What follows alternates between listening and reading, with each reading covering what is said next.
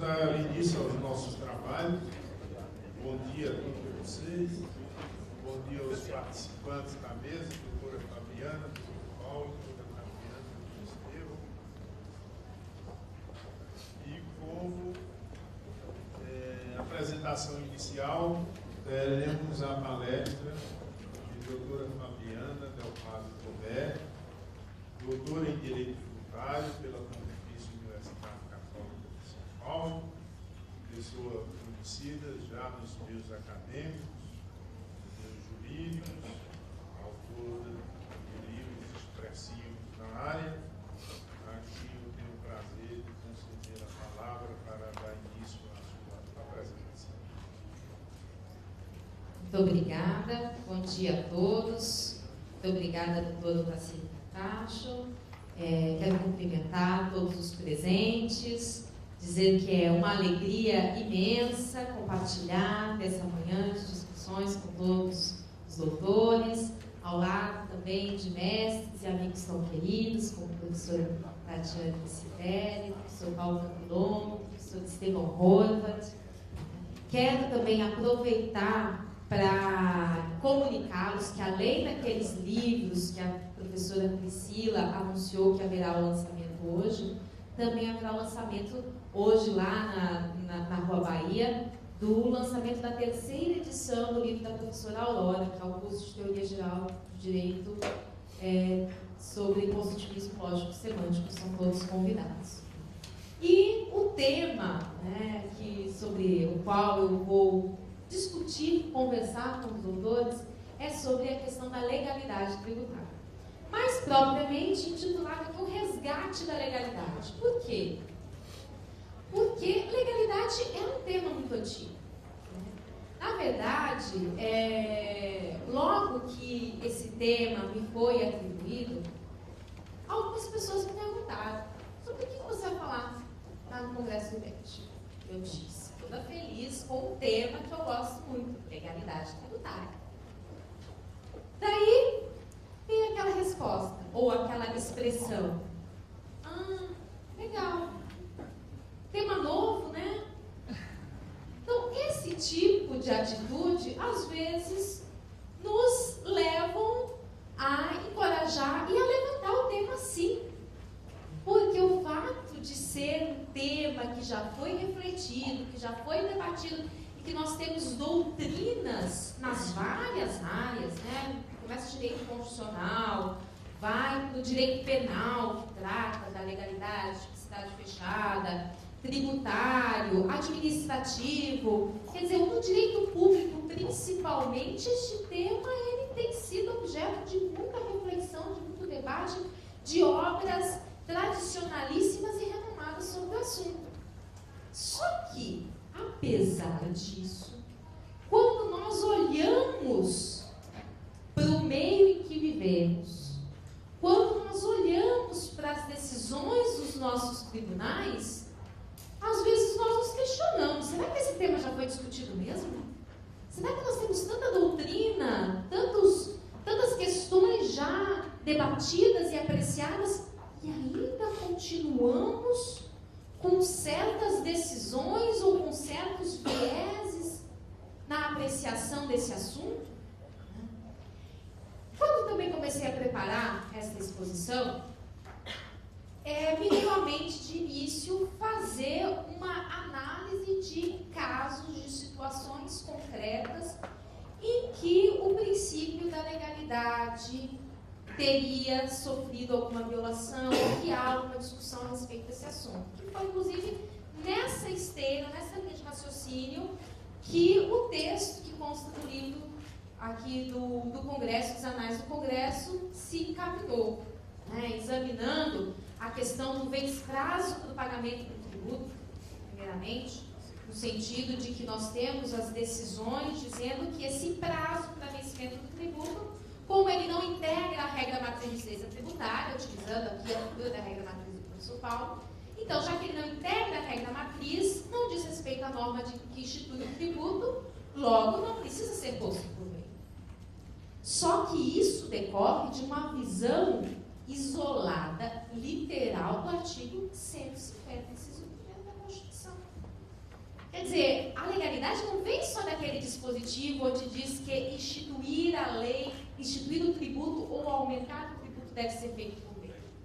Nós temos tantos outros preceitos constitucionais, inclusive lá no artigo 5º, que segundo o qual ninguém deve fazer ou deixar de fazer alguma coisa senão em virtude de lei, que nos levam a essas conclusões, ou outras apreciações, inclusive inerentes ao direito de propriedade. Se o direito de propriedade é a regra, a exceção que é expropriar, ainda que por meio de algo previsto constitucionalmente, também deve observar certos requisitos rigorosos. Mais do que isso, o prazo para o pagamento do tributo, embora não integre a regra matriz, ou seja, a norma que institui o tributo, porque ela vai dizer qual é o fato e qual é a obrigação, o lhame que surge daquele acontecimento, mas ela integra a hipótese de incidência de uma outra norma de suma importância, que é a norma sancionatória. Quando se considera acontecido o ilícito? Exatamente quando descumprido o critério temporal do pagamento, a data do vencimento. Então, para aplicar uma sanção, precisa de previsão em lei. Um outro ponto também levantado é a questão dos deveres instrumentais. E o argumento de alguns doutrinadores, de algumas decisões, é no sentido de que os deveres instrumentais, chamados pelo CTN de obrigações acessórias, não precisam ser instituídos por lei, porque basta a legislação tributária. Então, o CTN teria prescrito no artigo 97 que a instituição e aumento de tributo deve ser por lei. Mas, em outro dispositivo, enuncia que compõe a legislação tributária, dentre outros decretos. Mas compõe a legislação tributária também as práticas reiteradas das administrações. Nem por isso nós vamos crer que, sem previsão legal alguma, meras práticas reiteradas têm o condão de criar uma obrigação não prevista. E outro exemplo também que está na pauta do dia é o fator acidentário de prevenção, né, denominado de riscos ambientais de trabalho, depois RAT, que é estabelecido por decreto. E na esteira do que foi decidido em relação à própria alíquota do SAT, né, o seguro acidente de trabalho, em que a legislação estipulou que seria de 1% a 3%, e foi o decreto que regulamentou, prescrevendo quem se sujeitaria a qual dessas tributações, e o Supremo Tribunal Constitucional, agora vem uma outra perspectiva ainda.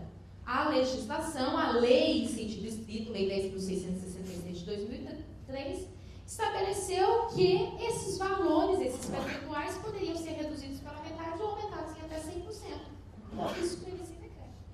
Ora, para mim, isso nós estamos diante de uma delegação da legalidade tributária, da competência tributária, porque ao estabelecer esses critérios para redução ou majoração, eu vejo efetivamente na quantificação do tributo.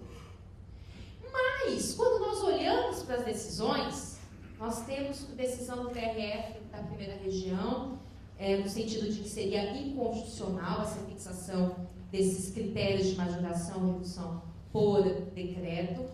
Mas temos decisões do TRF, da terceira, da quarta, da quinta, inclusive da quarta, notícia recente, que foi Corte Especial da quarta região, que decidiu que seriam constitucionais. E quais são os argumentos, para isso? Os argumentos, além dessa visão isolada do artigo 150, inciso 1º, no sentido de que a lei cabe a ela instituir ou aumentar o tributo, e mexer nesses critérios, seriam regulamentares, não seria um aumento de tributo, que eu já tenho meu pé atrás, minhas dúvidas, porque ele quantifica efetivamente a obrigação tributária. Mas, além disso, nós estamos diante de uma outra perspectiva filosófica que vem assolando de frente à legalidade tributária. O chamado neoconstitucionalismo, ou neopositivismo, ou pós-positivismo, que se alega ou se coloca como uma corrente que pretenderia aproximar do direito da ética, superando o chamado positivismo normativista. no sentido de qual tudo precisa estar estruturado, previsto na lei. Mas vamos examinar, então, que é o mote, eu vou até ficar de pé um pouquinho para poder acompanhar melhor o PowerPoint, mas que é um mote específico deste tema, que diz respeito exatamente ao quê? A essa figura que nós estamos diante na atualidade. O desprestígio, essas são as minhas palavras, dessa legalidade tributária em nome de uma flexibilização da legalidade. Ou seja, a legalidade ela é muito rígida, ela vem de uma corrente normativista, formalista, então isso está superado. Hoje nós temos que olhar para os valores. Eu não estou aqui, pelo amor de Deus, renegando valores, renegando princípios. São importantíssimos, são as bases, é aquilo que fundamenta o ordenamento, porque a criação de normas se dá com base nos valores. Mas o que acontece é que, em nome desses valores, e valores são aspectos, são elementos de elevadíssima carga de subjetividade, e aí já mora o problema, em nome disso vamos flexibilizar a legalidade tributária. Já que essa lei não se presta para realizar aquele valor que eu entendo como intérprete, como aplicador que seria apropriado, então a gente não aplica a lei, a gente aplica outra coisa. A gente não aplica aquela previsão estrutural, nós aplicamos outra situação. Então, em nome de uma proporcionalidade, de uma razoabilidade, de uma praticabilidade, quer dizer, vamos conseguir ou vamos melhorar a situação do mundo, do estado social, se nós, em vez de observarmos aqueles pontos rigorosos postos pelo legislador, que é um sujeito frio e às vezes cruel, e não se atenta para certos valores da sociedade, então nós vamos desprezar isso ou fazer uma interpretação em outro sentido para atingir aquele valor. Isso, que é a flexibilização da legalidade, decorre de uma teoria sociológica. Sociólogo alemão, Ulrich Beck, que edificou inicialmente essa teoria da sociedade de risco que vem ganhando corpo. Né? Se vocês lerem alguns textos do professor Ricardo Torres, ele adota essa teoria da sociedade de risco. Andei lendo recentemente também alguns textos de direito penal, porque eu falei, vou beber na fonte da quem trata da tipicidade fechada, direito penal. E qual foi a minha surpresa quando eu também encontrei a sociedade de risco lá enunciada como um critério para dizer que as leis não podem ser consideradas num sentido tão estrito, que é preciso haver uma abertura na compreensão, e não só na compreensão, porque isso nós já fazemos, é um outro ponto que eu vou tocar. O texto em si é sujeito a uma construção de sentido. Mas que, além disso, como a sociedade ela é muito dinâmica, né, e as pessoas vêm criando essa figura dos riscos, teria havido uma evolução de um estado clássico intervencionista da era industrial para um estado que seria um estado de caráter subsidiário. Os próprios sujeitos, pela sua existência, criam riscos. Então, eles devem arcar com isso e resolver esses riscos. E somente subsidiariamente, quando eles não conseguirem efetuar essa solução de conflitos, é que o Estado entra em ação. Então, por isso, tem-se essa visão de que não cabe a lei estabelecer tintim por tintim, ou seja, não precisa a lei estabelecer todos aqueles elementos e o que estiver fora da lei não vai se sujeitar àquela consequência jurídica. Por quê? Pelo fato de que, com essa dinamicidade, com esses riscos criados pela própria sociedade, ela própria tem que ter condições de resolvê-lo. Só que aí vem uma outra perplexidade da minha parte. O decreto não é criado pela sociedade em si, senão por um legislador também. Legislador executivo, mas um legislador, né? Então, não sei se caberia bem isso daí, né? Essa figura da sociedade de risco aplicada no ordenamento jurídico de direito público. É possível até que no âmbito privado isso tenha sua colocação por conta dessa autonomia da iniciativa privada, mas no ordenamento público, né, em que eu tenho, principalmente no nosso sistema constitucional, a intervenção como uma regra de exceção, colocar exatamente o decreto, ou, se for o caso, até instruções normativas, como mecanismos para flexibilizar essa legalidade, eu vou criar uma situação em que se gera, pelo contrário, insegurança jurídica. E no final das contas, se nós vamos falar dos valores que norteiam o nosso ordenamento, um deles é a segurança jurídica. E sem observância à legalidade, eu não tenho segurança jurídica. Mas fala-se em nome de uma justiça. Daí nós podemos até voltar para Nicolau Maquiavel, segundo o qual os fins justificam os meios. Mas será? Será que a finalidade social, essa busca por uma justiça, que nós não sabemos qual é a justiça, porque cada sujeito tem a justiça no seu ponto de vista, na sua visão, né? Vide a guerra fiscal que estávamos comentando agora há pouco, cada estado tem a justiça por uma perspectiva, porque cada qual tem seus interesses, cada qual acha que algo é justo. Então, em falar sempre em nome de uma justiça social, em nome de uma solidariedade e desprezar a legalidade no âmbito público, aí sim que nós vamos criar uma sociedade de risco em um outro sentido. Porque isso vai resvalar não só para esses casos concretos aqui que eu enunciei, mas isso atinge até mesmo a figura lá do planejamento tributário. Nós vemos para onde tem caminhado o entendimento dos tribunais, inclusive dos tribunais administrativos. Né? Uma coisa é eu dizer, olha, pratiquei um ilícito, pratiquei algo que não era permitido, ou fingi praticar algo permitido e que geraria uma menor carga tributária, mas utilizei para isso, né, instrumentos que não condizem com a minha intenção, que diz respeito à questão da simulação. Ora, a simulação sempre foi possível de desconsideração. Agora, se eu simplesmente olhar para os efeitos, você tomou um caminho mais curto, mais rápido, e, portanto, maior carga tributária. O outro fez um caminho super longo, complexo, inovador, para ter menor carga tributária. Então não pode, porque o efeito econômico é o mesmo. Mas nós temos uma repartição das competências tributárias em que tomamos signos presuntivos de riqueza no aspecto jurídico e não econômico. Por isso que renda é diferente de lucro. Por isso que temos tributação de renda, receita, lucro, tantos elementos que economicamente partem do mesmo ponto de vista. Senão nós vamos chegar a uma situação em que vamos tributar tudo e qualquer coisa em nome da capacidade contributiva, em nome do valor que se pretende alcançar. Então, eu quero aqui, já indo em direção às conclusões, manifestar de que não há conteúdo sem forma, não há função sem estrutura. Para que nós atinjamos um objetivo, inclusive justiça, inclusive segurança jurídica, somente com respeito a uma estrutura. Né? Alguns falam em nome de Norberto Bobbio, né? Da estrutura à função. Mas eu li esse livro e confesso que em momento algum eu encontrei Bobbio rejeitando a figura da estrutura. Para mim é um livro que é complementar, dizendo não basta só a estrutura, porque na verdade um vive sem o outro. E o Mário Lozano no prefácio também fala isso. Aceitar a função como elemento essencial do direito não implica a rejeição de uma visão estrutural do direito. A lei, portanto, é imprescindível para estabilizar as expectativas normativas, gerar segurança jurídica e somente por meio dessa segurança jurídica alcançar essa justiça.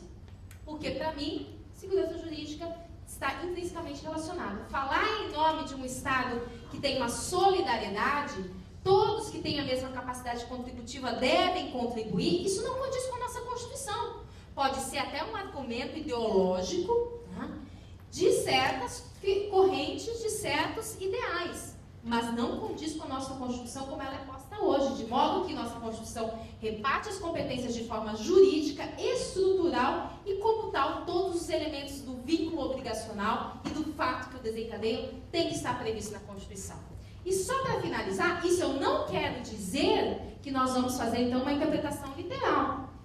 Em nenhum momento, né, nós sabemos que, antigamente, nós tínhamos essa figura, né, o juiz, para deixar de conceder ou para justificar que não poderia conceder ou atender certos pedidos, afirmava, dura lex sed lex. Quer dizer, está na lei, e a lei, ela é dura, mas é a lei, não posso fazer nada, estou de mãos atadas. Gerou até alguns movimentos que me causam até receio um pouco chamado pós-positivismo por causa disso, que é o direito alternativo, né? Que surgiu lá no Rio Grande do Sul, também chamado de direito achado na rua, né, que desprezava algumas leis, como a lei do inquilinato, não vou despejar de determinado sujeito porque ele não pagou aluguel, por fato que ele não tem onde morar. E aí onde vai parar o nosso ordenamento? Pode ser um ideal de justiça, mas um outro tipo de Estado que não o nosso. E nós não tomamos então a lei como um elemento básico, essencial, inicial, mas para a construção de sentido. Então, a partir dos textos da lei, nós temos essa possibilidade. Não vamos dizer que estamos amarrados. Por quê? Porque é suporte físico para a construção dessas noções dentro de um determinado contexto. Então, a mesma palavra pode significar várias coisas conforme o contexto que se insira. E isso possibilita que, sem quebrarmos a legalidade, possamos fazer a chamada justiça, né? Então, o que eu quero aqui concluir é que, se nossos valores que estão em jogo são dinamicidade versus segurança jurídica, literalidade versus interpretação sistemática, porque para eu dizer que não precisa da lei para fazer a justiça, eu não preciso ter as amarras da lei, porque eu não posso mais falar de um tipo fechado, estático, diante da nossa dinamicidade, isso significaria rejeitar a interpretação sistemática e contextual, porque ela permite que o mesmo texto de lei, vide imunidade dos livros, pelo menos na minha opinião, com a evolução da sociedade, com a evolução tecnológica, sofra uma interpretação apropriada àquele contexto. Então, o que há de prevalecer? Esse desprezo ou flexibilização da legalidade? Ou o respeito ao Estado democrático de direito e democrático como tal, posto pelo legislador representante do povo? Ao que me parece, a segunda opção seria a melhor. Muito obrigada a todos.